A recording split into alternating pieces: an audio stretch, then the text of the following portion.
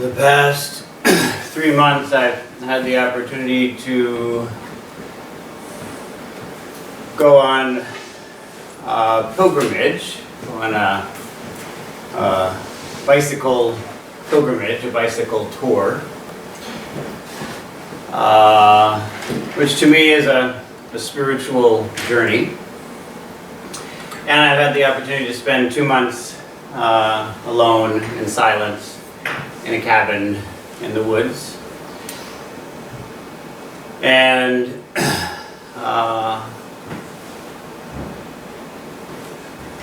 it's a big world in there.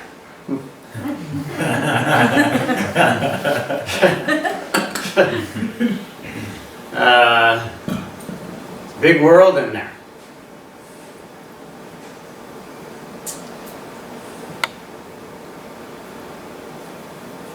A lot of the time as we practice, we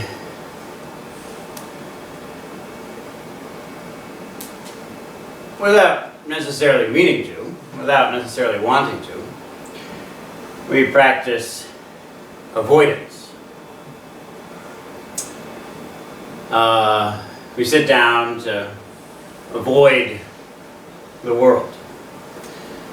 We sit down in silent meditation in order to get away from things. And it's interesting that in our culture, unlike every other culture I've ever practiced in, we call a time to do spiritual practice a retreat. We actually call it a retreat, which is fascinating that we would choose that word of all the words to indicate spiritual practice. Spiritual practice means retreating. It means getting away, avoiding. And not only do we often retreat from the world, even when we sit down, we retreat from what's within. We retreat from the inner world as well, try to get away from it.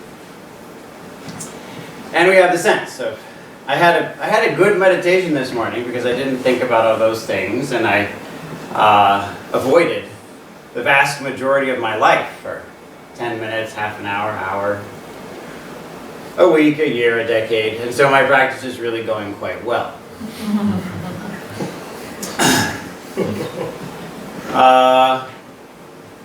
So this, thanks for moving around so I can see. I tried to see you. I appreciate that. I'm here to see you. So, just so you know, if I could move so that I could see all of you, I would, but it doesn't work. If I move to see somebody, I lose at least somebody. So I'm afraid I have to ask you to do it, to find a way that we can see each other. It may not seem that way, but I am paying more attention to you than it may look like. I'm actually paying a lot of attention to you. I'm intentionally not looking at your faces and eyes because I found that if I look at someone, then the sentence that I was saying while I was looking at them, they interpret as being specifically critical of their life choices. So I don't have the option of looking at your faces directly. And so I've, over the years of speaking, of giving these talks, I've learned there's a certain skill where you can look at something that your eyes aren't pointing at. And so I'm still looking at your faces, even though it looks like I'm looking between you or above your head, whatever it is. Just because the times I've looked at someone and then said, and we have to concentrate, I found they come to me later and say, "You're so right." I have no concentration. Your judgment of me is valid. And I am a failure. So I appreciate that you brought that up. And the thing that's worrisome to me is, what about the people who didn't come to me? That might have really hurt, which is why they didn't come and say, you're right. But I wasn't saying that. I may have been wanting to connect with you, but I wasn't accusing you of something. So I don't have the option. But you have the option. Yes? You can sit there. That's right. That's why you are the what do you say? The customer, the spiritual customer, because you get to come and sit there and look at me and judge me. That's a valid position for you to be in. So, whether you're judging me or not, it's wonderful from my perspective if you move so that I can see your face. My reward in coming here is seeing you. Of course, I get to give a talk, which I often find quite interesting. But the main thing that I get is meeting with you. So it's nice if I can see your face. If it's not possible, that's okay. I understand. But know that I appreciate it. So, a lot of the time we practice and we avoid the world. And a lot of the time we practice and we avoid what's within. And we think of that as success. And in fact, it is a kind of success. There is a value in that. That's an ability, that's a skill that is worth acquiring. It doesn't mean that we're doing something wrong if we're practicing in that way, but good news. You won't be able to do that forever. That's the good news. A lot of the time people come to me with their practice and say, I used to be able to concentrate, I can't concentrate anymore. Whew, well, finally. We're finally there, aren't we? You did the good initial work of avoiding things, and in that achieved something very important, a certain kind of peace of mind, a certain level of concentration. That's very important. It's good that you did that. And now it's time for the next, even more sophisticated step, which is facing everything. So I, this time, found myself facing a lot. And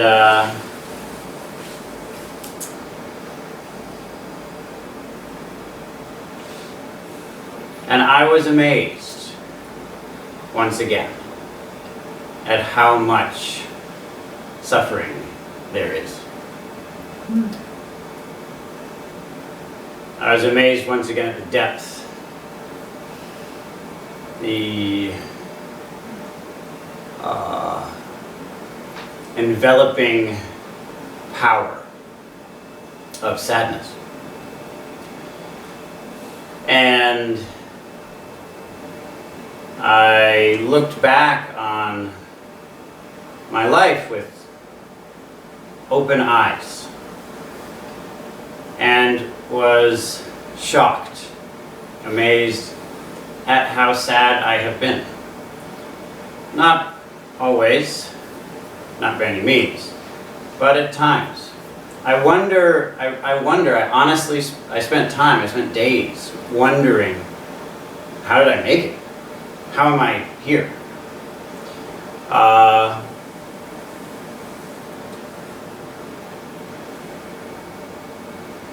And in facing that, went through the confusing, hopeless process of discovering that it is possible to accept that so fully that it does gradually resolve.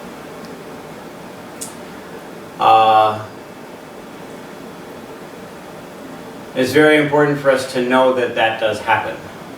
It's important for us to acknowledge the significance, the power of suffering, and also to be reminded that there's such a thing as the resolution of suffering.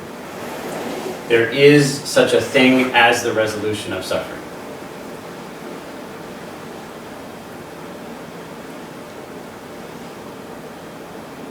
And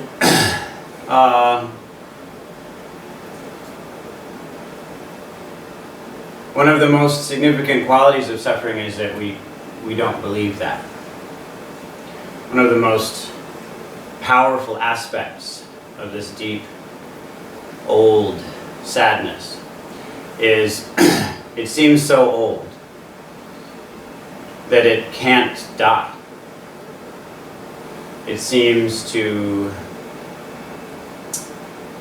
be the true background, the real baseline that we'll ultimately return to.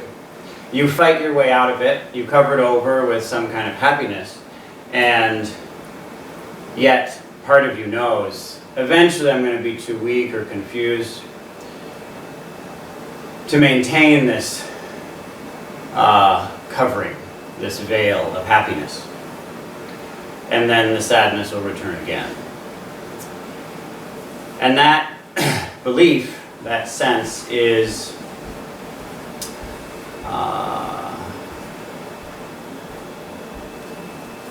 one of the most important parts of suffering, one of the most important qualities of deep suffering. There's the sense that there isn't really a way out. There isn't really a way beyond.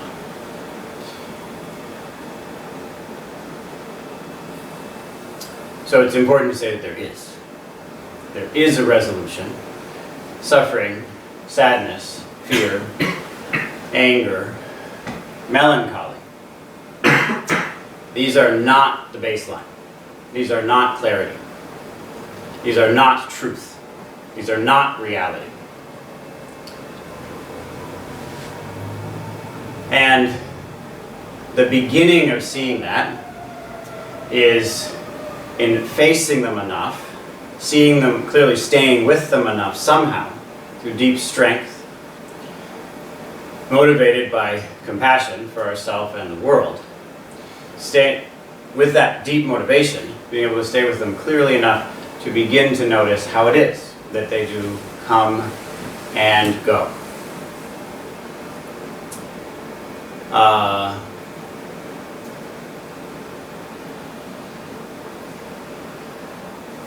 So, you can imagine me there in the cabin alone, at times,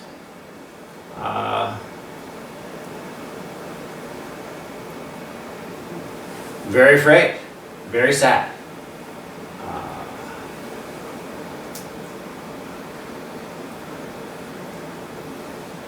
And afraid that it would be bad enough to break me. Maybe some of you have experienced this. I expect most of you, maybe all of you, have experienced this.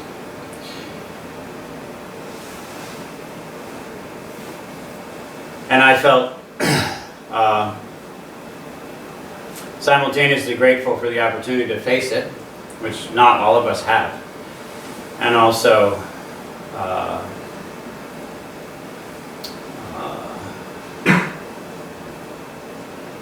worried about what would happen if I faced it fully.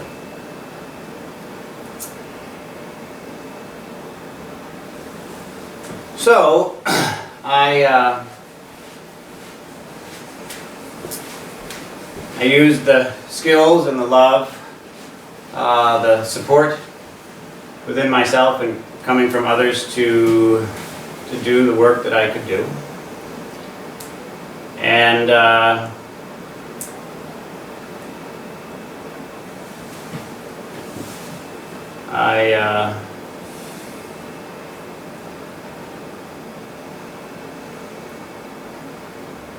don't know any other way to say it. So this isn't about me. This is about anyone who's in a position like this. There's a point of desperation that calls forth wisdom. And I made some really brilliant decisions without meetings, without understanding why. Really, really smart stuff. Really good decisions about how to practice. Too smart. Too brilliant. I really can't take credit for it. That's why I can't say it's about me. My mother worked with a lot of refugees, and many of them told her their story, and often the stories are horrifying. And one woman told a story about being chased by a militia trying to kill her and her family for years across a continent, facing starvation and wild animals and the deaths of many of her beloveds. And having heard the story, my mother simply said, I don't think I could have done that. I don't think I could have survived what you're describing. And the woman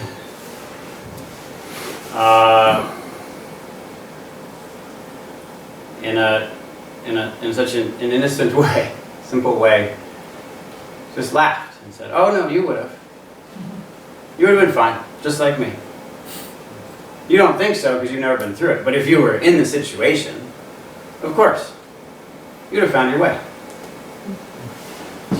And so I'm not talking about myself. There's a point of desperation.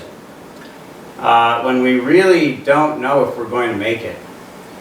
When wisdom blossoms magically. It's hard to explain how those resources burst forth.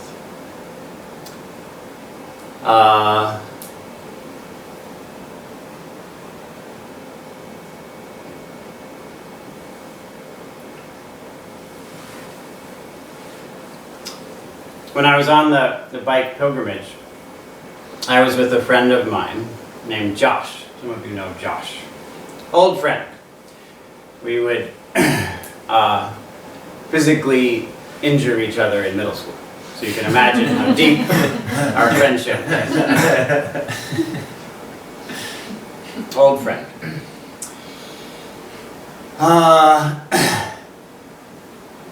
Josh came with me on part of the bike pilgrimage, and we made a somewhat purposeful mistake and headed off into the hills and found ourselves biking up the Appalachian Gap. Some of you may be familiar with this road. It's difficult to ride your bicycle up it. It's extremely steep. It's one of the steepest roads in the state. This bike trip I actually went over Smuggler's Notch and the Appalachian Gap. The Lincoln Gap, is that what you call it? Notch? Lincoln Gap? Was a previous year, and I didn't do it this year, but still, those are difficult roads. And we were going up it. And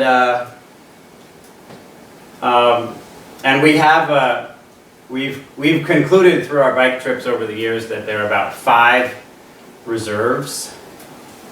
You have a reserve, you reach the end and then you can tap into first reserve. And then you reach the end of first reserve and you think, oh, I might have to just quit and die on the side of the road here. But good news, there's second reserve. And we've never gotten to 5th reserve, but we think that there's a 5th reserve. And we believe there are about 5 reserves. So we were finishing up second reserve. It was the end of the day. We didn't mean to do it. We were supposed to finish before, but then we had another day of biking because we took the wrong turn on purpose, and then found, oh, this is the Appalachian Gap. Well, okay, here we go. And so we were moving through our reserves and going up this hill, and it's important for us to have these experiences because we start to learn that there are these reserves, that they actually exist within us. And they exist within us for bicycling, and they also exist within us for despair. It turns out we have these reserves. It's amazing. It's very important for us to experience that, to know that. to directly tap into these reserves, to push ourselves to that point where we realize, it's true. I can do more than I can do. And one of the ways that you can get yourself through is by enjoying yourself. And so Josh started singing. We were going straight up the Appalachian Gap. Straight up. The Appalachian Gap. It's straight. The road was straight up. And so he started singing. There's a song called Straight Up. Some of you may know this song. Yes, it's a dance song or something. It's old. But it's straight up. Now tell me something about love. And then hit and run. Somewhere in the song, the term hit and run again. So he started. You could, those of you who bike, you can't breathe, but he still said, straight up, tell me, hit and run. Straight up, tell me. And then gasp, gasp, gasp, hit and run. And then we're laughing, but you can't laugh because you're gasping. And you cannot stop. Do not stop at that. You can't start again. So you cannot stop, right? Don't stop at that moment. You have to keep going. It's like you're going through this level of suffering. When you're that deep, you actually just have to go through it. It's not a good time to stop. Don't stop for ice cream. Deal with it. Because you might not start again. And so, but hit and run is that's not a good thing to say when you're on a bike trip. But he said it anyway. And so we finally got up to the top and collapsed and recovered and then went down and eventually got to his house and we were telling his girlfriend about it and she thought it was funny and so we thought it would be fun to play the song. So we played the song and she heard it and it was even more funny. But then my phone, playing off of it's a program that thinks it knows what you want to hear next. You know? And so it played the next song, which was by Madonna, like Aversion. And I have a problem with my mind, which is that if I only hear part of a song and not the end of a song, it gets stuck in my head. But she refused to listen. I couldn't play the rest of the song. I had to turn it off. And then right after that, I entered this meditation retreat. So I had, like Aversion, stuck in my head for the entire 2 months.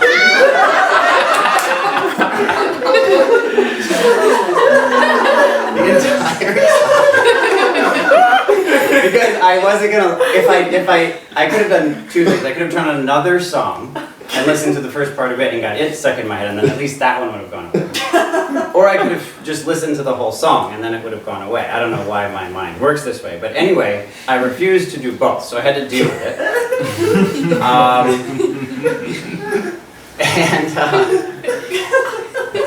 So this is a popular, some of you know the song probably.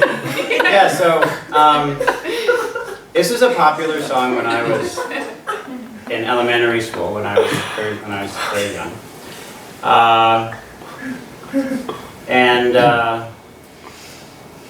don't want to be critical of Madonna, who I expect worked hard on the song, or people who like the song, but in my experience during this retreat, it didn't seem to be a very good song.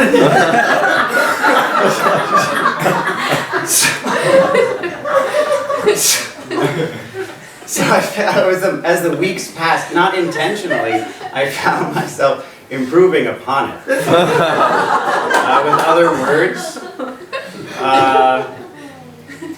And so one of them was a really good song. It's called Greed and Aversion.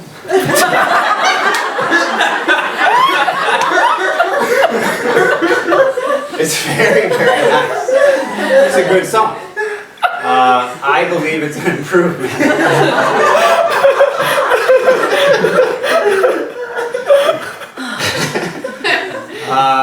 I still hate that song also. But that's just part of the song. It's about aversion, so that's okay.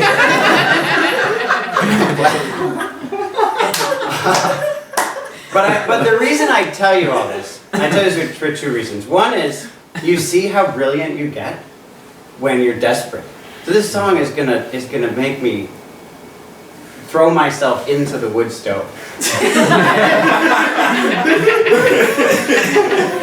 through the ice, and just dive through the ice and avoid the song. But instead of that, another song came that was wise. It actually had some good lines about greed and aversion, and how they produce ignorance and are also produced by ignorance. It's a subtle relationship. So all of that came forth. So that's part of it. But the other thing is that you might start to think that this song is reality. That this is the true background of all existence, because it just keeps on coming back. I'm sitting, things are going fine, following the breath. Uh-oh. The song starts. And you start to feel like it just is the truth. This song is what the universe tends towards. But it's not. You keep going and you see, no, it arose and it passes away. So it's an example both of the quality of suffering that it arises, but in fact it does pass away, which we have to remember. And also of how smart we are. It's very important that we connect with that. So anyway, I worked and worked and worked, and this fear and sadness not only dissipated, which it did, but at least the fear and sadness that I was working with resolved. And so then, incredibly, the next question arose, the next arising occurred. And that was, what is happiness? What is happiness? A lot of the time we just try to avoid suffering, avoid sadness, and call that happiness. But if you've resolved the suffering, you've resolved the sadness, then the next question does come, which is an enormous reward for having worked through something so horrific. What is happiness?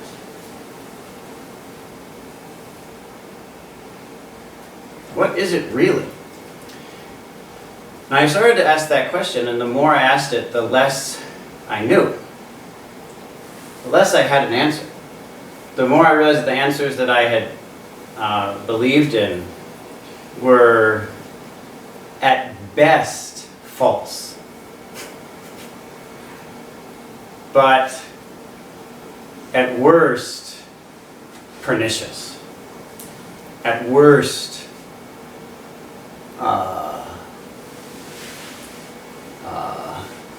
illness.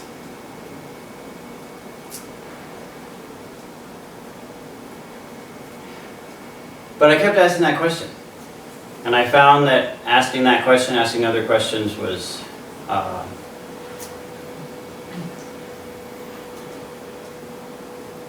a path of freedom. So I came here with a question for you, and I'm going to ask it to every person here, and you can answer it however you'd like. It's another reason I'm hoping to see everyone. You can answer it however you'd like. You'll have a few seconds, and then I'll move on. Just have a few seconds. Answer it in any way you'd like. And I will actually look at you for this part. The question is, are you happy? And I'll go around the back row, then back around the middle row, and then back around the front row. Because I don't know everyone's name. So Autumn, are you happy?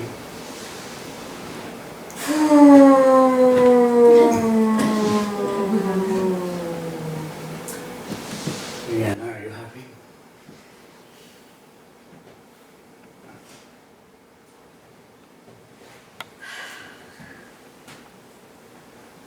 Are you happy?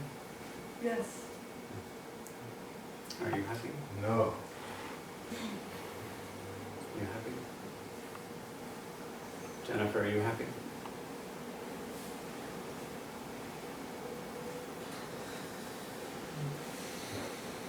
Are you happy? No. Are you happy? Yes. Are you happy? Yes. Are you happy? Happy enough. Are you happy? I don't know. Are you happy?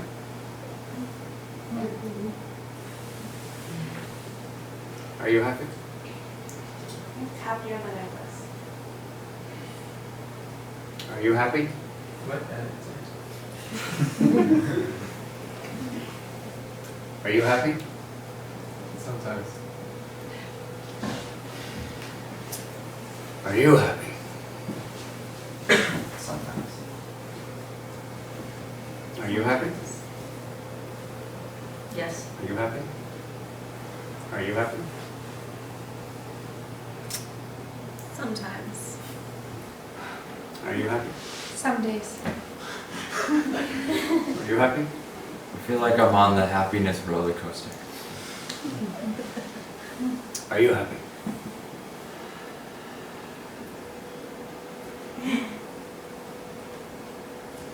Are you happy?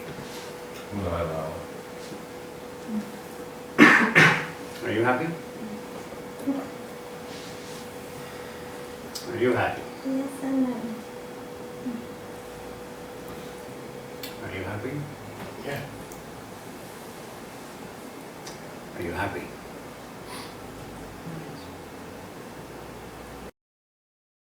Are you happy?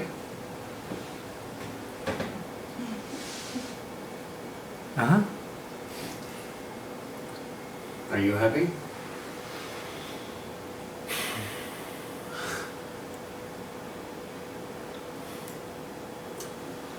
Are you happy?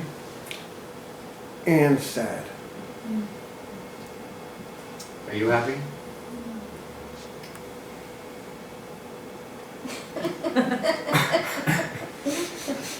Are you happy? Sometimes. Are you happy? Maybe.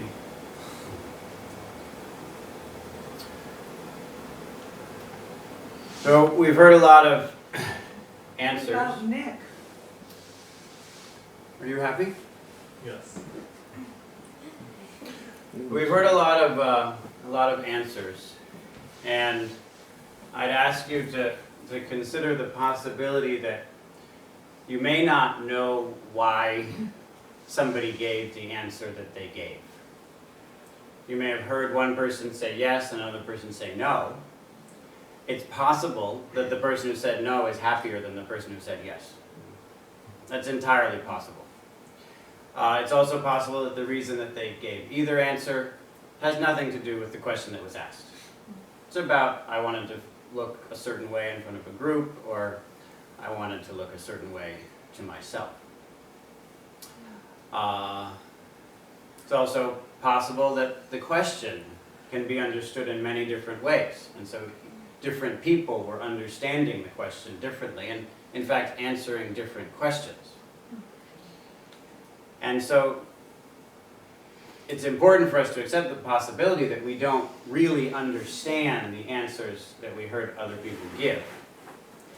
And having come to that point, it's important for us to also remember that we may not understand the answer that we ourselves gave.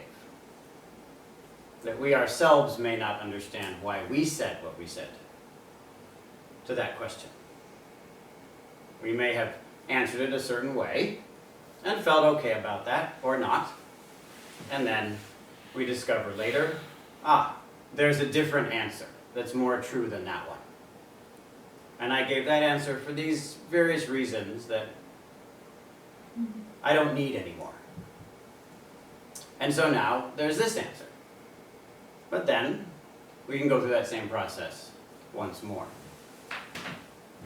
And that's what happened for me. I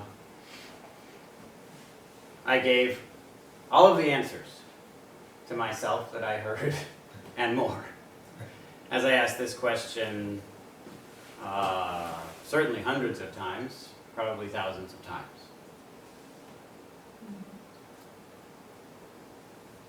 I was searching for happiness that I could really count on.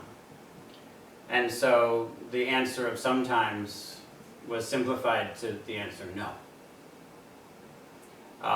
Being happy for any particular reason wasn't good enough either. We can be happy because of our house or because of a relationship, but eventually we're going to lose that house and that relationship because in any case we'll die. And so to be happy for those reasons wasn't happiness, so that didn't count. To be happy for any reason that we could see or hear or feel or know wasn't sufficient. And it became necessary for me in any case to find a kind of happiness that would still be true even while I die. And in fact, even after I die. If there wasn't a kind of happiness that I could say, I am happy in this way, that this happiness will be true, will be real after I die, then that isn't happiness, because it's not a kind of happiness that I can trust. Because we don't have this kind of happiness, we try to get happiness from conditions, which means that the world becomes a commodity that we hope will be eaten by our hearts to fill it. The world becomes that, becomes a product that our sad hearts perhaps will be able to eat up. But the world is not a commodity.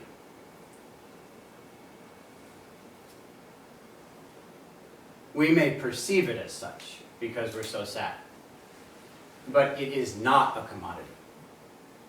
Even if we perceive it that way, we may perceive it that way and it's still not a commodity.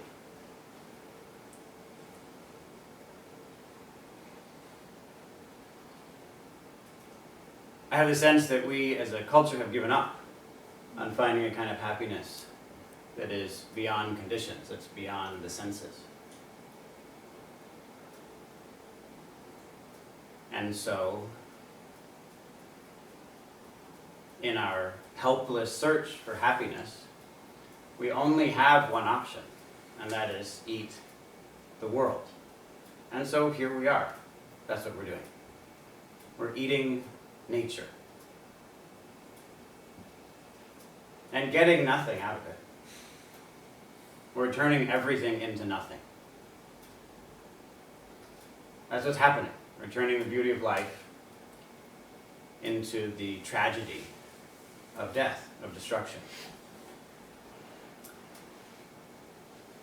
It's essential for us to find a true happiness, an actual happiness.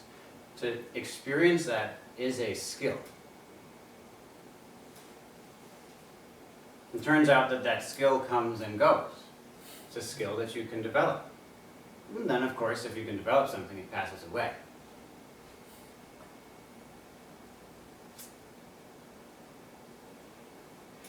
And yet, if we experience release through skill into a true happiness, then when that which practiced that skill passes away, there is release into that happiness. And that matters. That matters. That changes how we live. It changes what happens after we die. And it changes the world. It's essential for us to find this true happiness.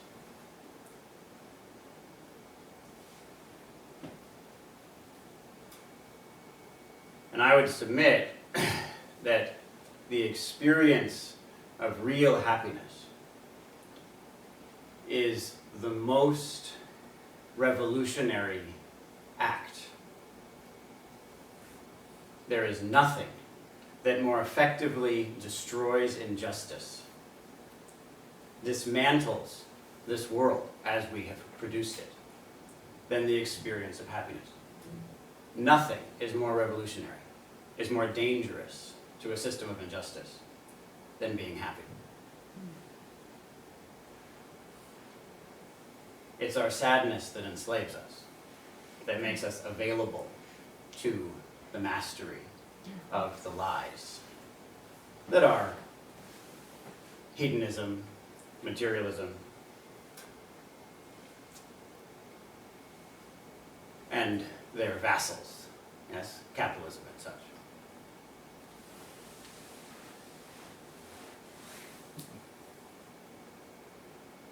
So here, we have the chance to face the suffering, the real suffering. And we have the chance to experience real happiness. That's our opportunity.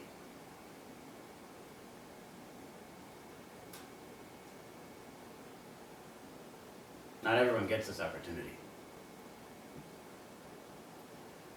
It's true. Not everyone gets it. You got it. Make use of this, please. Make good use of this. Make good use of this opportunity.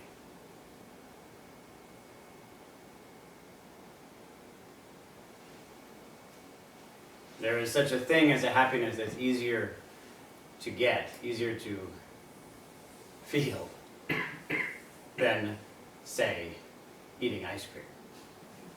That's better, that's more pleasurable than, say, eating ice cream. There's a kind of pleasure that is not material, that's better than the best material happiness. It's real, but it's essential for us to actually experience that. People who actually experience that have the opportunity to change the world.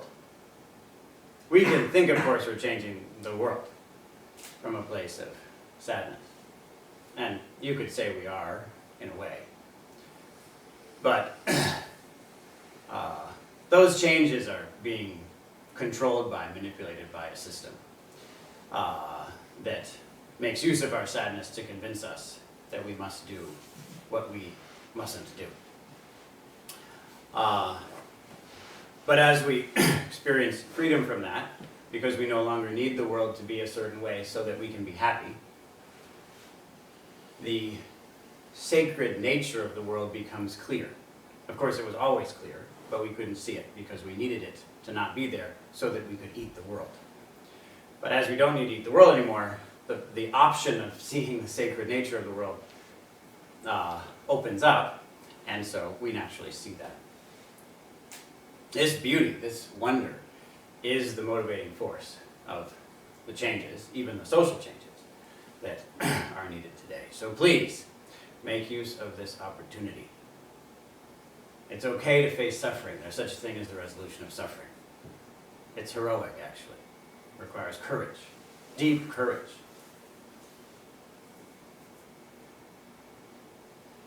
And once we do experience happiness, for our own benefit, we should experience it a lot.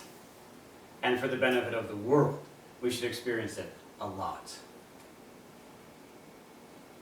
And it's wondrous that these forms of conditional happiness produced by a spiritual path lead to unconditional happiness that is not produced at all, much less by some spiritual path.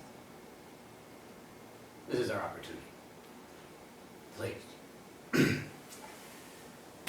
take advantage of it.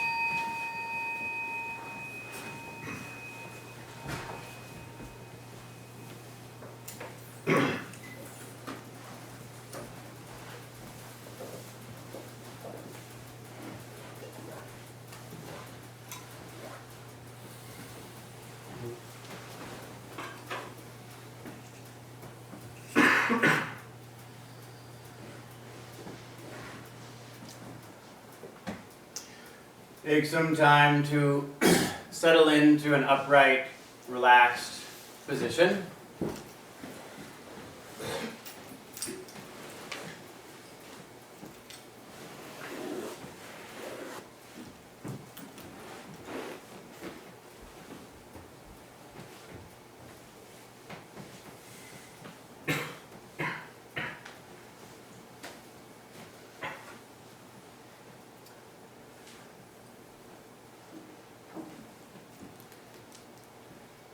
And bring your attention to how you're feeling.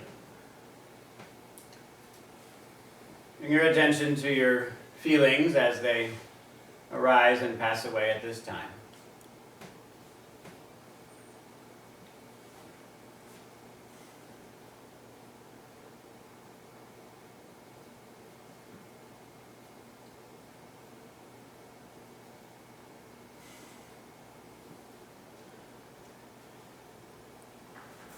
And to set the stage for this technique, intentionally bring forth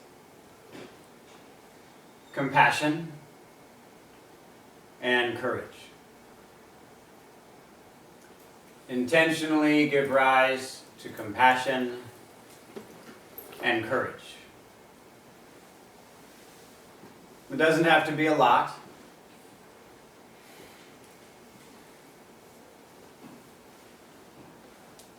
But feel the qualities of compassion for perhaps one person, perhaps two people, perhaps this whole community, perhaps the whole world.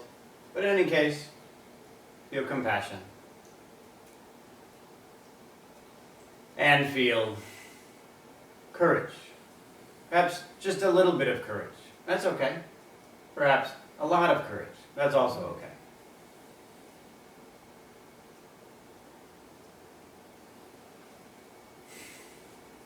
And allow these to support each other. Allow the compassion to encourage you in being courageous. Allow the courage to support you in bringing forth compassion.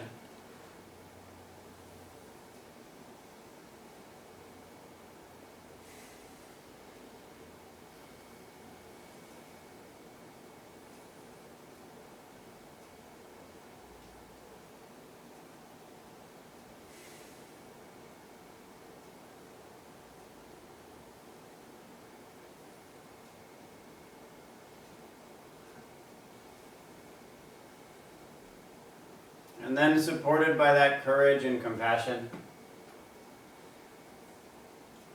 give your attention to whatever you're feeling that is unpleasant. Whatever you're feeling right now that is painful. It may be a lot, it may be a little.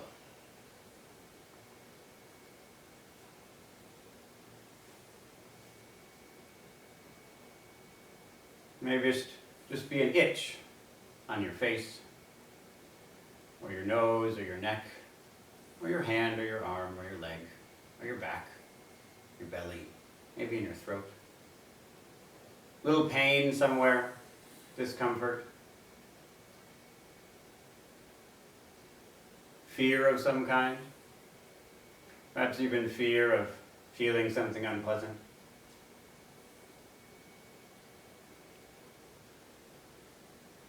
Pay attention to whatever you're feeling that is suffering.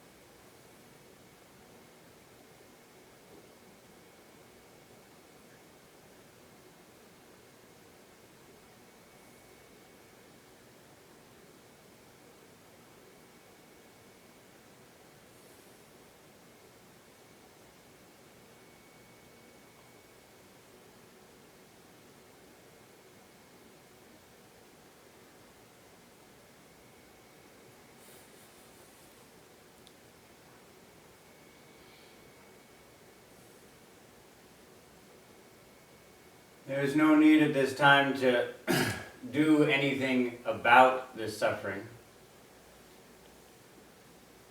Stay with it, experience it.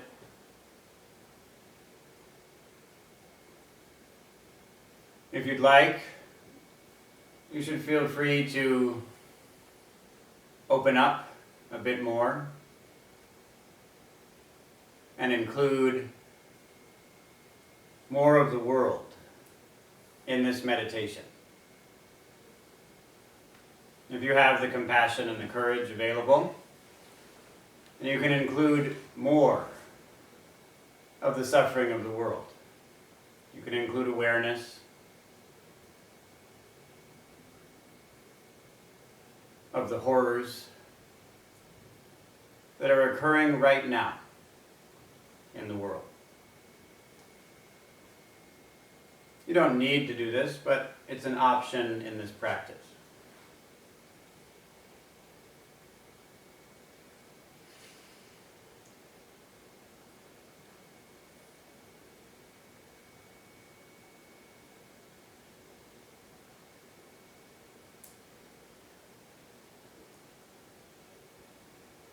However much pain, sadness, suffering you're experiencing right now,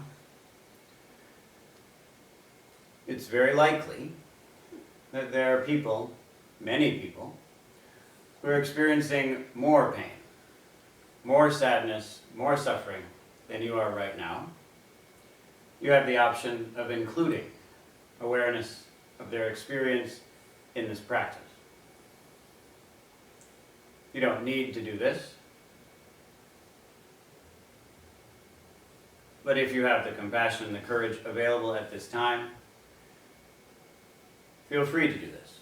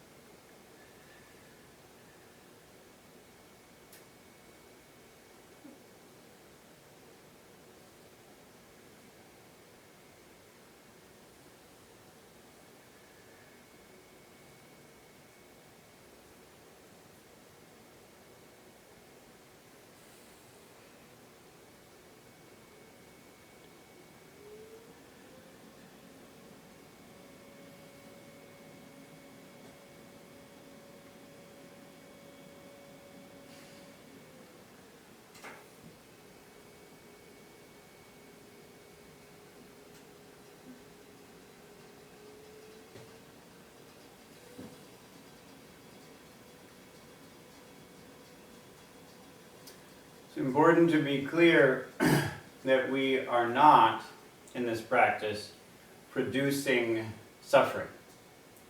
That is not the practice that we're doing right now. We are not intentionally producing suffering.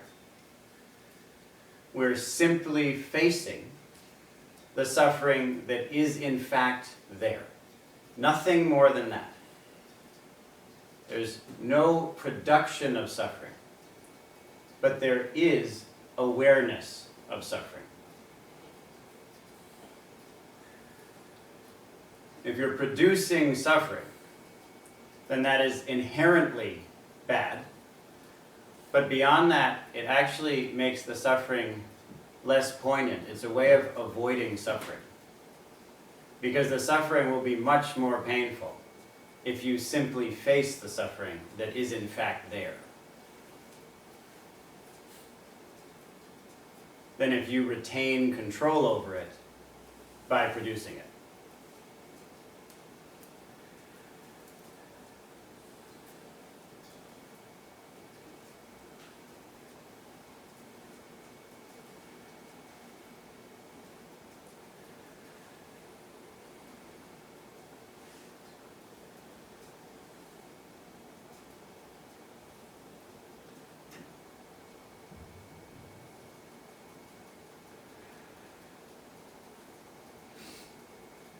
And if you'd like, you can expand this circle of compassion and courage to include not just the people, not just the human beings, but all living things.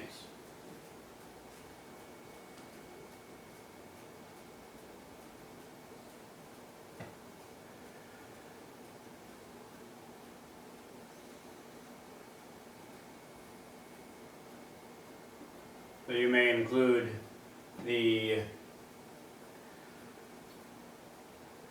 women who right now, near this meeting house, in this neighborhood, are being beaten. I assure you, that's happening right now, in this town. To someone, at least a few. You can include that suffering of that person and of the perpetrator if you'd like. You can also include the millions of people who are currently dying due to our involvement in global warming.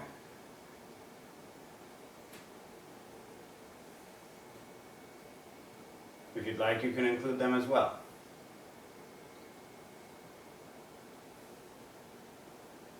If you'd like, you can include the billions of animals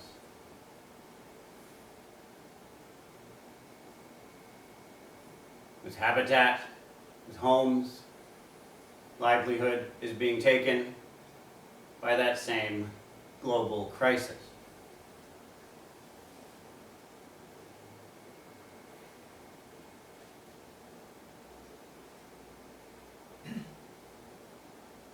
But you may not want to do it that way. You may want to simply attend to the itch on your face, because we've discovered that even that is too much to face. We can't even face that without subtly avoiding that discomfort.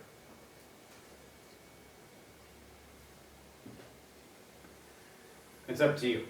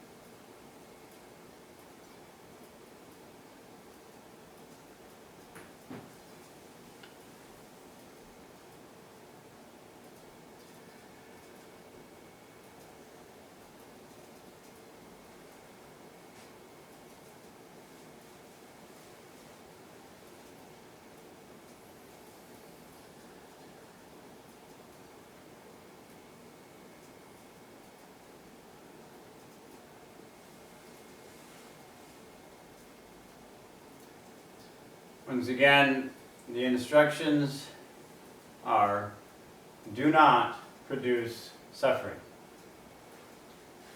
And also, do not turn away from suffering. Don't turn away, don't avoid any of the pain, the sadness, the fear, the suffering that's arising in your awareness at this time.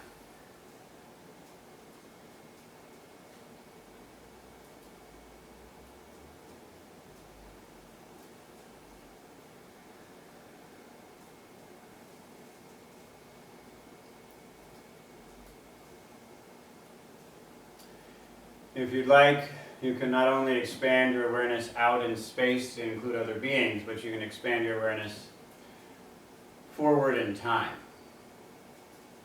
to consider your own future.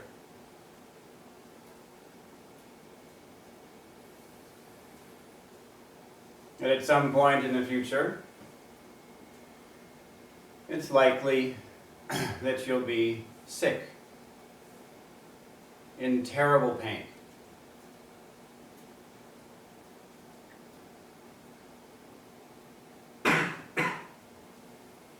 That you will die. This is certain. And since we here are all complicit in the various ills of our time, global warming, nuclear proliferation, other concerns, after we die, it's possible that we'll be reborn as victims of those global tragedies. You can consider yourself as a child on an island and envision yourself drowning in a storm produced by your own actions in this lifetime.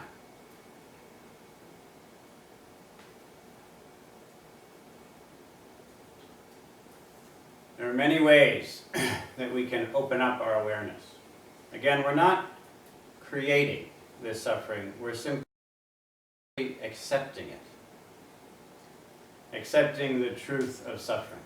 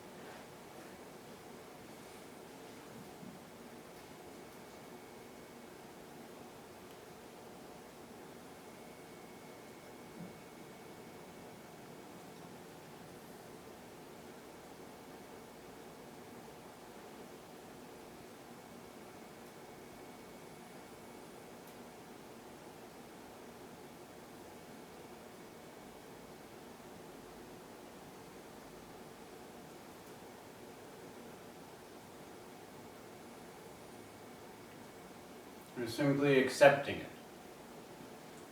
Simply accepting that it's possible that right here in Vermont, a nuclear bomb will explode. This is very possible in our future. And that you will happen to be at a location where the blast will burn off your skin and blind you, and you'll struggle for days in horrible pain, and then die. We simply accept this reality. We're not producing it, at least not in this meditation session.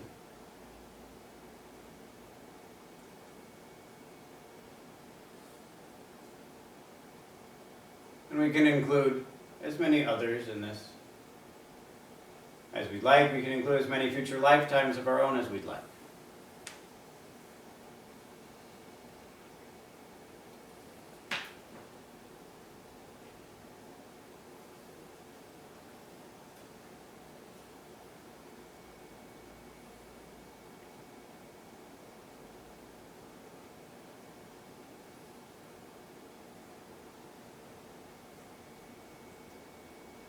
And as we do this, as we move through this process,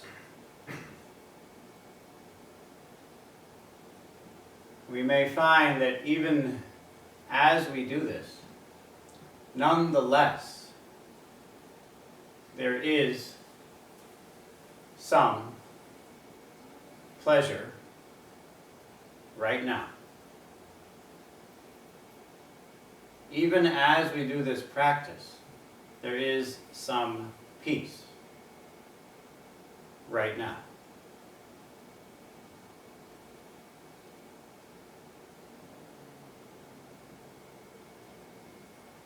So shift your attention to that.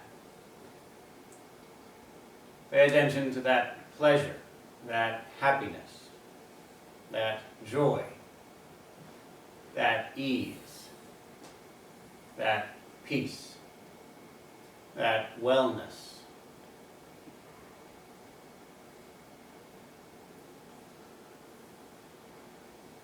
And be willing to have that experience as well.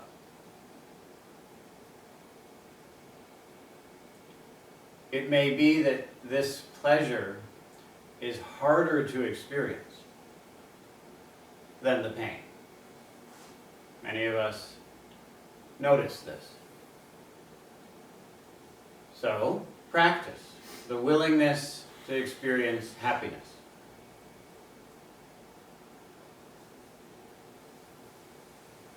The simple joy of being alive,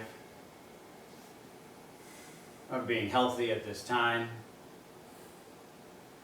of sitting with a beautiful, caring community, that right now we are safe. At this moment we are not in a war zone.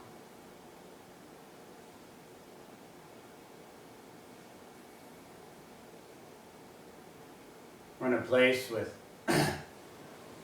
good people who desire our happiness. There are many sources of pleasure, of happiness, of joy, of comfort right now that may be arising for you, whatever that is.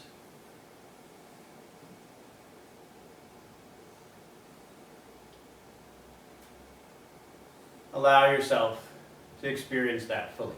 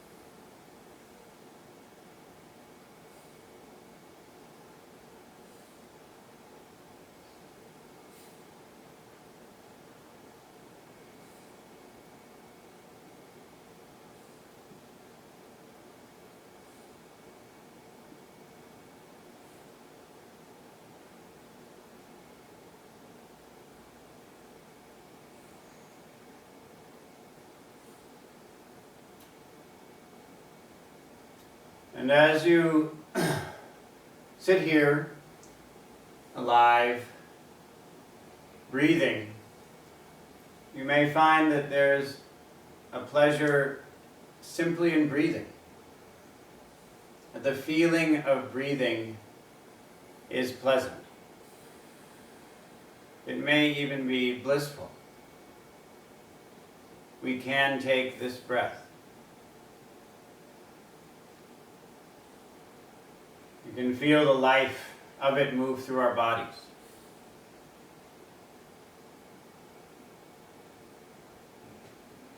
It's okay to feel that. Allow yourself to feel that.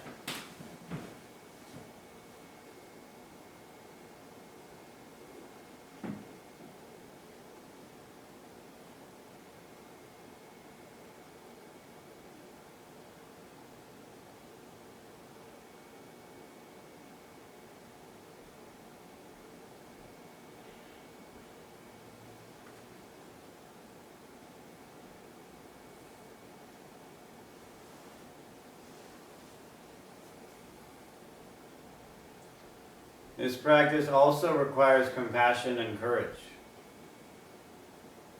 Have compassion for yourself. Allow yourself to feel happiness.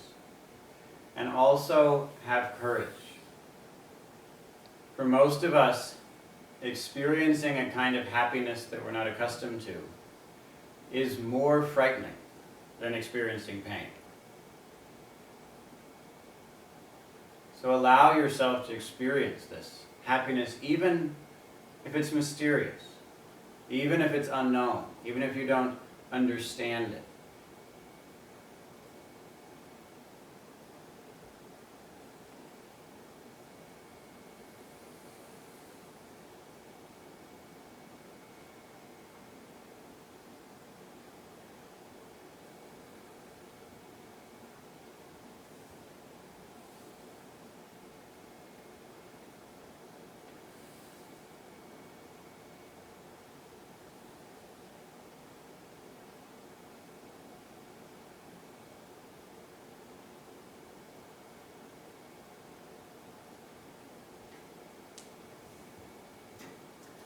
And feel free, if you'd like, to include others, to include the happiness of the people here in this room.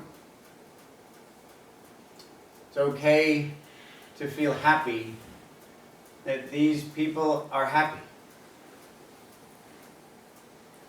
Right now, right here in this room, dozens of people are happy. That can be a source of happiness itself.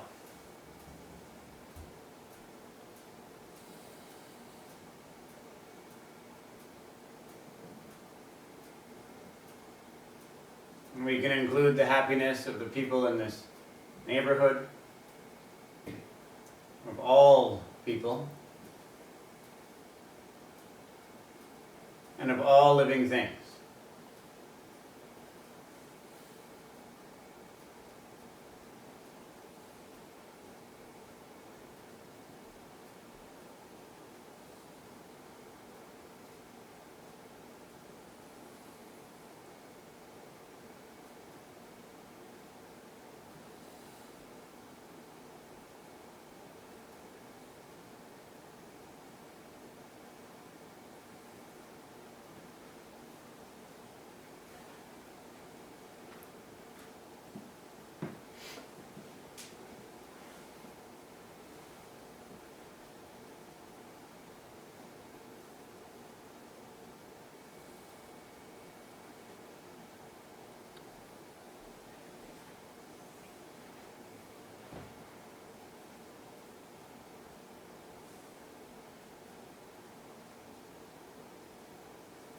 You can include the happiness of the children making their sand castles.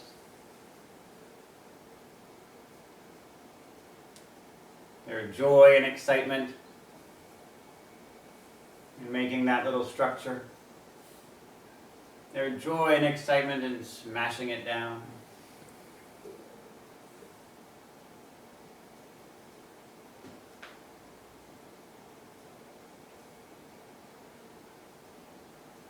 Can include the joy and bliss of advanced spiritual practitioners who experience levels of happiness that are unimaginable for most of us. And yet we can be happy that they're happy. You can include that as well. These individual people who experience more happiness in a minute than most of us experience in a lifetime. More than hundreds or thousands of people put together experience in all of their lifetimes. And yet we can be happy that such people exist.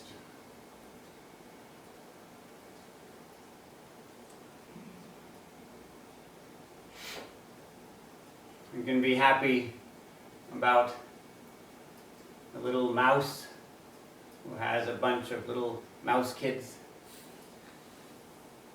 She's so happy about it. They're so cute. She thinks they're cute.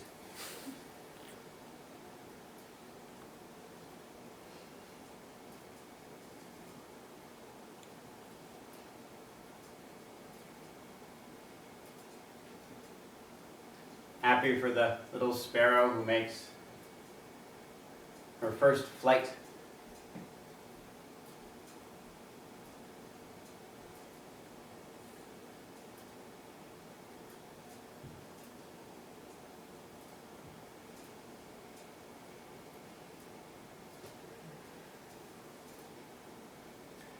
And you can include your own future happiness. Because you've done good things. And so even after you die, it's possible that you'll experience pleasant states of ease and safety and joy. You can be happy about your own virtue and its future consequences.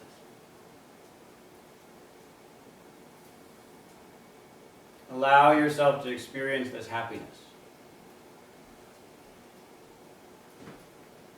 It's good for you. And it's good for the world.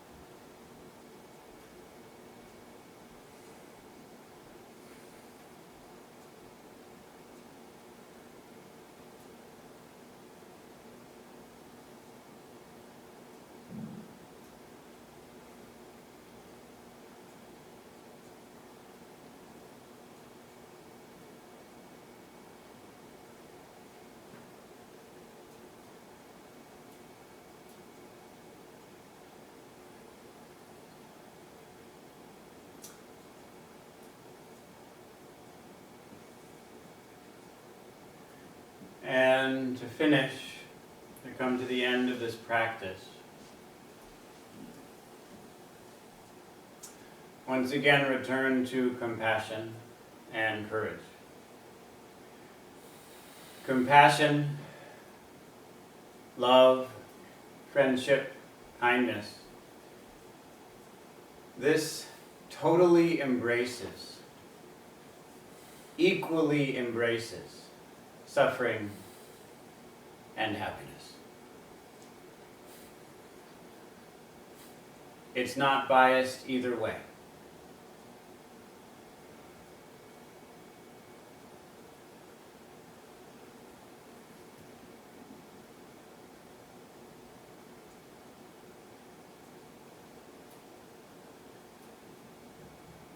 And this courage allows us to move into our lives, true to the practice that we've done. So once again, cultivate compassion and courage.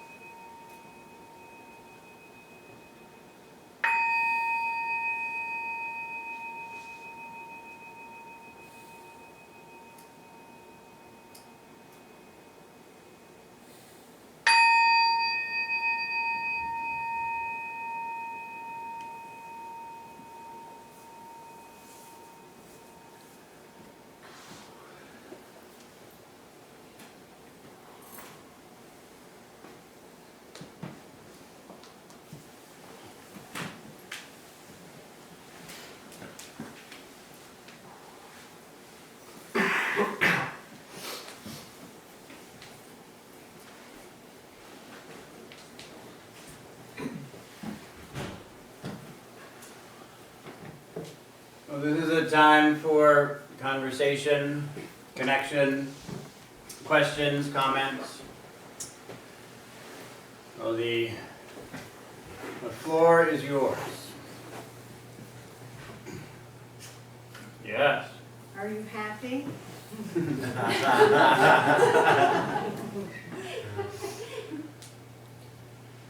Yes. Are you happy enough to sing us your new lyrics? Oh yes, I could do it. We could sing now, or we could sing at the end for chanting. You want to do it now? Either way, whatever flows best with the group.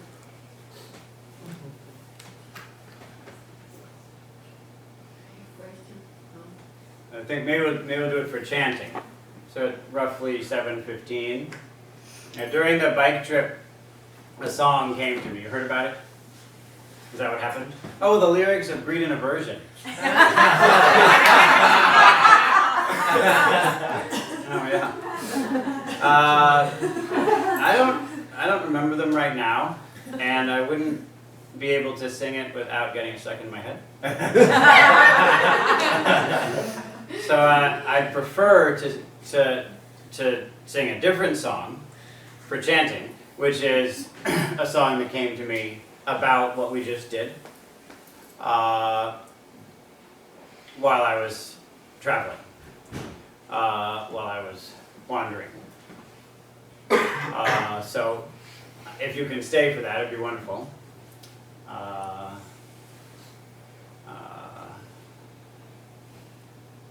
It's about us. Yes, it's about us. Yes. I have serious question. Yes. So in Buddhism, wisdom says that it's much easier to do to yourself something bad than to do something to yourself good. So how you will be explaining if you can? Yeah, it's interesting you say that. I've studied Buddhism for many decades. I don't know of that teaching in Buddhism. Do you know where you heard that? I read it in one book a long time ago, but Do you know which book? no, I just pick up in books anyway. I can see them library, bookstore. It was saying Buddhist wisdom, and it's very, very tiny, little orange book, kind of like pale orange color. Yeah. So, just for your information, did you get this in the United States? What country were you in when you saw this book? Here. Yeah, so if you find a little orange book in the United States that's called Buddhist Wisdom, it's, first of all, don't pick it up. But second, if you do pick it up, know that it's very unlikely that it contains Buddhist wisdom. It's much more likely that somebody had some ideas and they wanted to give them the authority of the Buddha so that people would think what they think. And so I found that it's very common that what's in these books is found nowhere in the entire Buddhist tradition. It's extremely common, much more common than you think. One of the funniest things that I've ever seen was my own teacher, Harada Roshi, a Japanese Zen master, who came to the United States, a Buddhist teacher, a Buddhist master, who's in his 70s and has been training since he was a teenager in monasteries. This is the real deal. Which, for your information, we don't really have in this country yet. Just so you all know, there's something real out there, and we're still working on that here. I think we'll get there. We're not there. So the real deal. This is the real thing. This is not, somebody who is eloquent and a good marketer and also meditates 10 minutes a day and thought that would be a good thing to make a living off of. So this is someone who has totally given his life up for the Buddha Dharma. He came and he went, for some reason, I don't know why, to a bookstore and found this sort of book. And there are pictures of him getting the translations. And his laugh, his smile is bigger than his face can hold. He thinks it's hilarious that this is called Buddhist wisdom, because it at best has nothing to do with Buddhism. But usually it's worse than that. Usually it's the opposite of Buddhism. I mean, the opposite. It says things that the Buddha explicitly stated are wrong. And then there's a little dash, Buddha.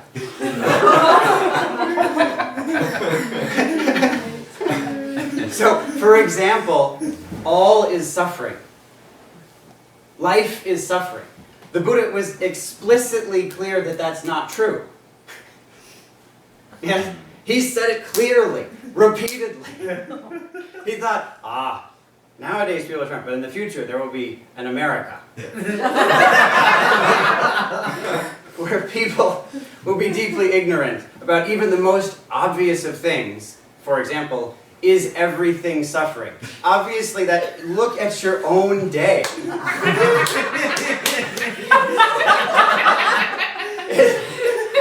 You can falsify the statement in a matter of seconds. And yet, they're going to write that. So I better say repeatedly and clearly, it's not true. And yet, you open the Buddhist wisdom book. First thing, life is suffering. That's the first noble truth. It's not the first noble truth. The first noble truth is that there is suffering. That's the first noble truth. You should accept the fact that there is suffering. There is suffering. The thing that's hard about life is that suffering and joy, suffering and happiness, we don't actually have a good word for dukkha. There's a word, dukkha, which we're trying to translate into our well, actually culture, but also language. And we translate it as suffering, but that isn't really a good translation. It means I've tried to explain what it is. It means something more like dis-ease or harmfulness or illness. We actually, as I said recently, we had a word in English that meant this. We had two words that were opposites, and one of them changed meaning and the other one disappeared. The two words were wealth and ilth. So wealth is what is to your weal. That is what is well for you. That is what is true, that affects your wellness. Okay? It's fascinating that in our culture, that word gained the meaning it now has. That says a lot about us. It now means that you own stuff. That's what we deeply subconsciously believe is to your true weal, to your true wellness. So that's fascinating.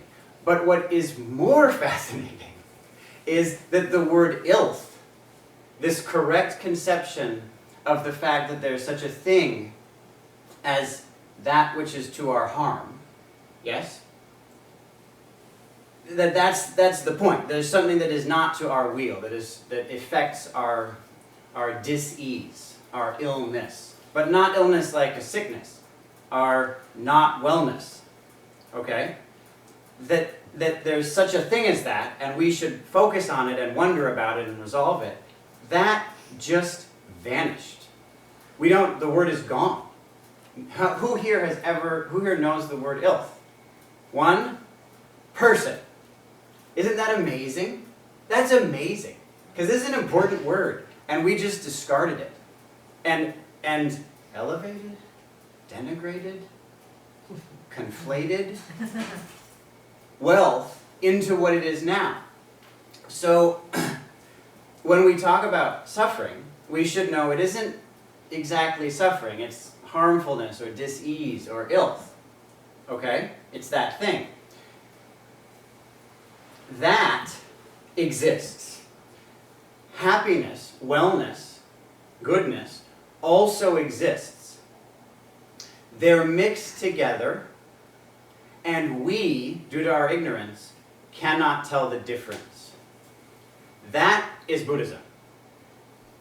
That's the problem in life. These two things are both present, they're mixed, and we can't tell them apart. So we end up thinking that we're doing what is to our weal, but in fact we're doing what is to our ill, our ilth, to our harm. So Buddhism is therefore about clearly seeing not only what is, but also seeing causality, seeing how things produce other things, very, very precisely. Yes? Human beings have a very hard time with causality. We're not good at understanding causality. It's very challenging for us. And so Buddhism asks us to carefully investigate how this produces that. When there is this, there is that. When this arises, that arises. Not just any that, but there's a very specific, it's called specific conditionality. That's a good translation into English. This, when there is this, there is that. When this arises, that arises. When there is not this, there is not that. When this doesn't arise, that ceases. Yes? When this thing disappears, that thing disappears. When this isn't here, that thing isn't there. This is causality, and it's very hard for us to understand it.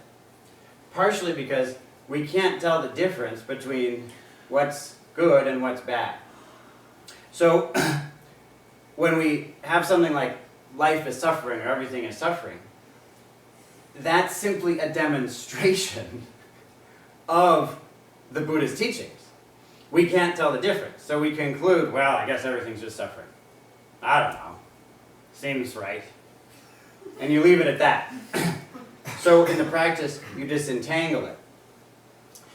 I'm saying all of this as a background to, it would be easy for, in such a book, a statement to be made, like it's easier to do harm to yourself than to do good to yourself. Maybe it's in Buddhism somewhere. I've just never heard of it. Has anyone else heard of this teaching in Buddhism? Have you?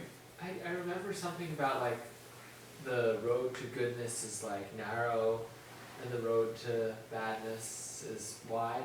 Maybe that's in Buddhism. It also might be in Christianity. Definitely in Christianity. They talk about the narrow road. I don't know if that's in Buddhism. I think in Buddhism you have similar metaphors, but I don't know that is really the same thing, because the question is more, is it harder? And whether it's harder or not is entirely a question of causality and conditionality. For many people, it is easier to do. That's the point of spiritual practice. You do the practice so that it's actually easier for you to do what is to your weal than what is to your harm. That's the thing that happens when you practice. Yes? You're affecting that condition. So it can be the case that it's easier to do what's harmful, but it can be the case that it's easier to do what's goodful.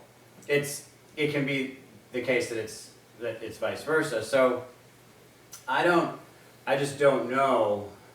I can't comment because I don't know the background of the teaching. That's very good answer. Thank you. Yes. Another question.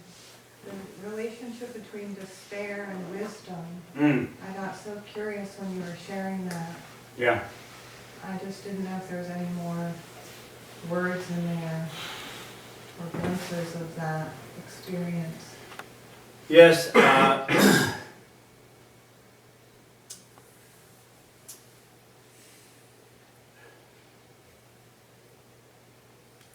We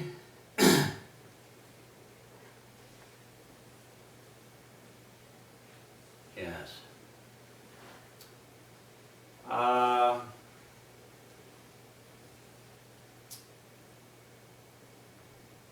there's a lot to be said about this.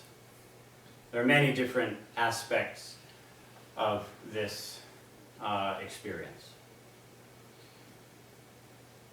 One aspect of it is that mere despair, mere anxiety isn't enough to bring forth wisdom.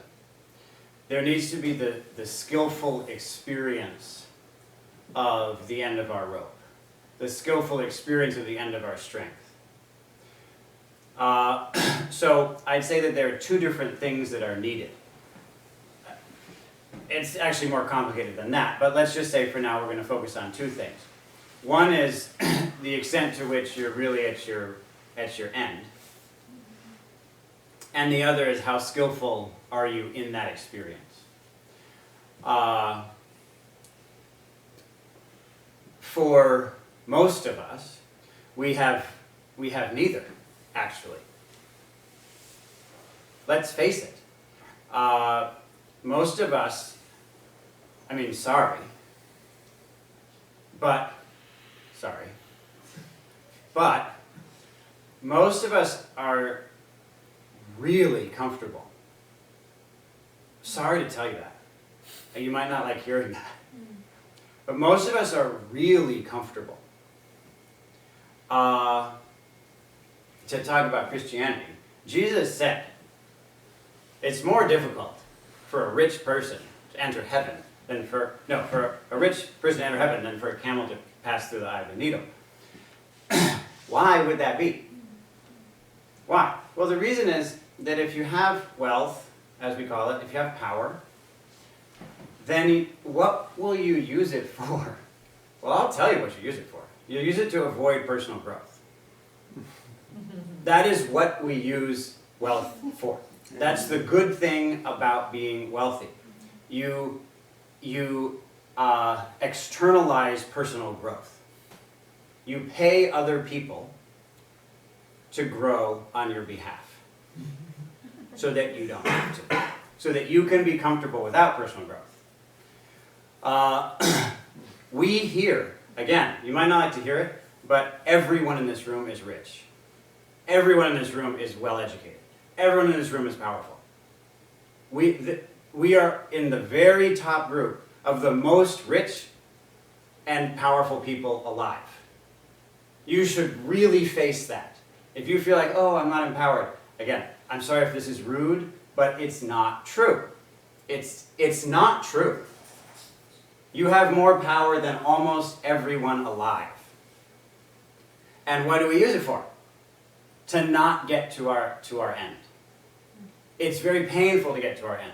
It's scary. We don't want that. We'll do anything to avoid it. And so that's what we do. And even for most of us, if we practice spirituality, we're just then using it to experience the kind of personal growth that we think we should experience. That's inherently flawed. The kind of personal growth that you think you should experience is not personal growth. It's not. You can say, oh, I had such a deep experience. It doesn't matter. That wasn't the experience you needed. If you chose it, it didn't work. This path happens to you because it's wiser than you are. If you're controlling it, no.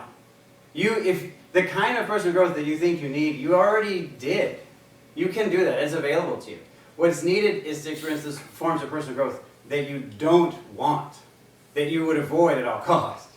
And so, part of this is about being pushed to our wit's end, to the end, where you have to do what you would never do, what you yourself would never choose to do.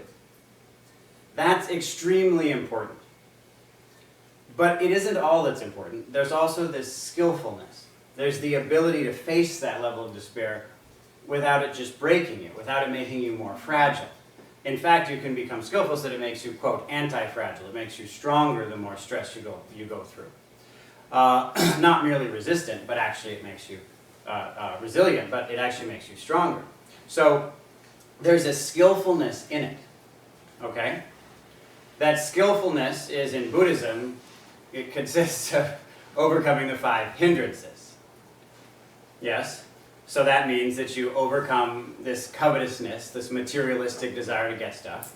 You overcome hatred, a desire to cause suffering to yourself or others. You overcome laziness, a lack of energy in the practice, being stuck in a rut.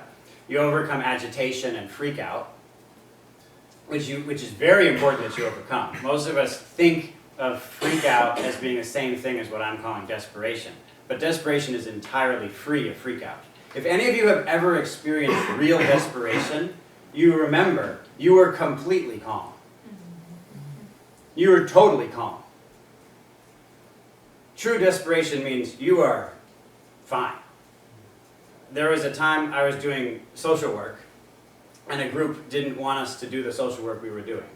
And a group came out with clubs to actually kill me. It was nighttime, and I ran away.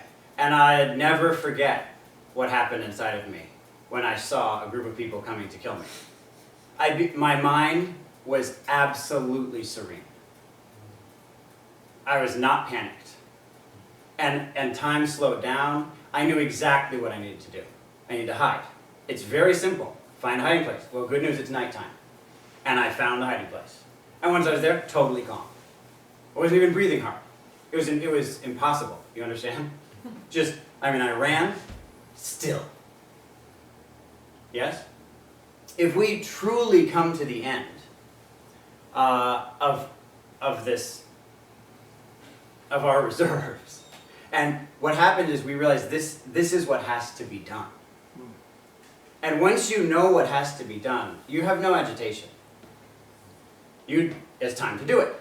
That's urgency. That's despair, you could say. It's time. There's nothing more. Give up. Hope is gone. That's what I mean when I talk about despair. Despair means that you have no hope.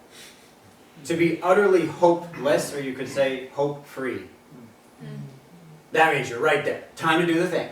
And then that point, that awareness of what has to be done, means you overcome doubt, which is the final of the 5 hindrances. You know this technique, this method, is what has to be done. And I will do it now, because it has to be done. I'm not agitated. I'm not lazy. I don't have the luxury of covetousness and hatred. Those are luxuries. Those are for the wealthy, powerful people. If you've been humbled, you know, I'm not one of those lucky people who can experience covetousness and hatred. I don't have the time or the energy. I have something bigger than that to deal with. Those have to go. I'm definitely not lazy. I'm not agitated. I know it has to be done. Yes? That's skillfulness. If you have that experience and you're being pushed and pushed and pushed, then it's just magic. You do stuff that is much smarter than you could have done if you're not in that state. Way too smart. You'll do the opposite of the thing you knew you should have done. The opposite of the thing you knew you should have done. You know, like we humanists say, but I felt with my whole body that I needed to do such and such. Okay? You'll do the opposite of that. And it's exactly the right thing to do, because all those feelings are just your own luxury. They're not real wisdom. Yes? They're just our culture telling you to follow your heart, because it knows that if you do that, you're hindered in your wisdom. Yes? You have to go beyond that. Beyond your mind, beyond your heart, beyond your body. And then something happens. And you can't believe it. I mean, you can't take even responsibility for it. It was just definitely the right thing. Not because you think it's the right thing, but because it actually is the right thing. Whether you think it is or not. You still have to accept that it is. So it's about, but for most of us, we're not pushed to that limit, and we haven't developed those skills. And so this magic doesn't arise. And a lot of what happens when we enter this path fully, yes? When we enter a spiritual path fully, is that we have the, quote, dark night of the soul, right? Which is an interesting term with a lot of different actually valences and also meanings. But in any case, we reach a point where nothing's working, where nothing could ever work. And I, as a teacher, now get to experience this, people coming to me with this a lot. I've gone through this a lot. And it's such a strange thing because I've been through it. I've been through the big one, this is never going to work, despair, probably a dozen times. And you'd think I would have learned by now. But every next time, it feels just as real. And you'd think by now, I'd say, oh no, I get it. I have to go through this stage. But no, the stage is coming up. Oh no. I don't know why I'm practicing. I don't know what I'm doing in my life. Oh no. But you have to have that experience because it's just part of the experience of the breaking down of the delusion that you needed to get to the point where you are. So that has to go at some point. So you have to have the experience of it falling apart and saying, I don't know why I'm practicing. I don't understand. I can't even follow my breath for one breath. Blah, blah, blah, blah. Yes? You go through that because finally you're being pushed to your limit, right? And so it's so funny because people never believe me when they're actually going through this and I say it, but that's okay, that's no problem. But I can tell you now that when people come in that state to me, that's the most inspiring moment. You understand? That I feel so inspired, and I say, and I often can't help but express it. I feel so impressed, so proud of your courage and your clarity. And almost always they just think I'm trying to fool them into not quitting. You know what I mean? Oh, he's just telling me that so that I'll keep practicing because he wants. I never know how that sentence is supposed to end. What am I trying to get out of you? What? I'm not getting anything from you. You understand that? Nothing. We're friends. I like being your friend. But in telling you to follow your breath, let's say you follow your breath. I get nothing. There's no incentive for me to lie. So, nothing. There's nothing. You understand? I fundraise to feed you and give you a stipend and run these Sunday sits. If you don't come, all that means, the only thing I lose is the responsibility of fundraising. If you leave, I'm fine. I get to go back to the cabin, which is where I like being, you know? So I have no incentive to lie, but there's still this sense. He must be lying. Why? Because we're totally convinced that I should never go to the end and break. That's the last thing we want to do. It's the last option. But the best thing we can do is exactly the thing that we try to avoid the most. That's why it never works if you have the experience you wanted to have. Okay, you had it, but that wasn't the one you needed. You needed the last one that you would ever want. That's the moment when something bursts forth that you could never have thought up. You could never have thought it up. And from that moment forward, even though the path continues and there's ups and downs, and that's fine because you're just working with bigger and bigger issues, nonetheless, you can never again deny that there's such a thing as something larger than you. You can never deny it. Because you know that wasn't something I can take responsibility for, and yet that happened. I did that. There must be something bigger than my mind, my heart, my body, my life. There must be. It must be real. You can't deny it again. And so that's the shift. That's the basic shift, and it won't happen as long as you're not at the end of your rope, because you could still think later, well, that was pretty smart. I did a good job on that, right? But that isn't a spiritual realization. That's maybe smart, maybe quite intelligent, but it's not a basic shift in your understanding of I mean, even the term "what you are" is not a basic shift in your understanding of who or what you are. Even that is much too small. That's too small for the kind of shift in awareness that blossoms. It's even bigger and deeper than that. It's even bigger and deeper than what the universe is. Even that is too small to describe this kind of shift.